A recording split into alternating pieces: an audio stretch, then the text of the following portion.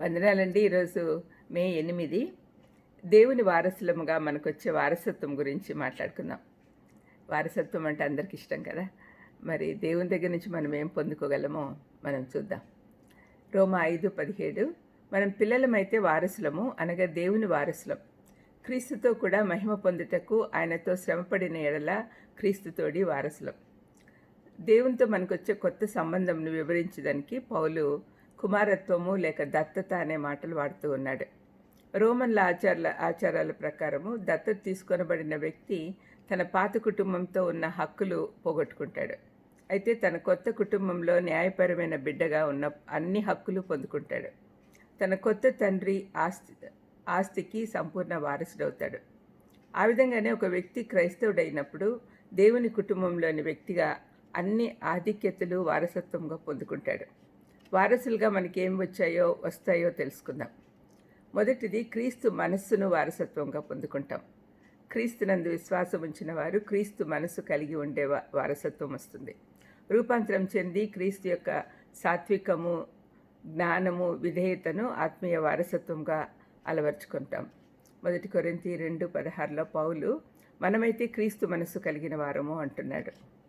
రెండవది, క్రీస్తు సమాధానము దైవిక వరముగా వారసత్వ హక్కుగా వస్తుంది.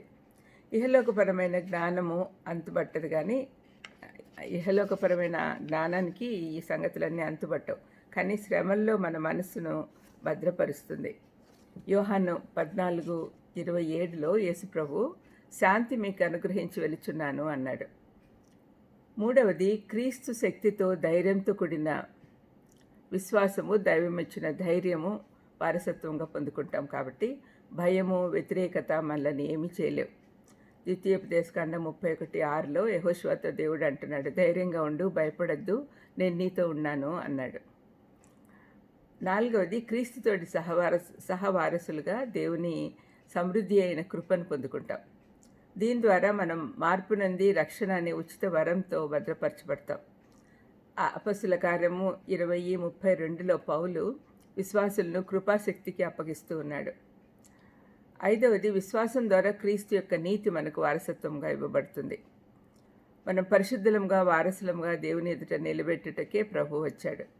రోమా 4:13 పౌలు విశ్వాసం ద్వారా అబ్రహాం సంతానమయ్యాము అని చెప్పాడు.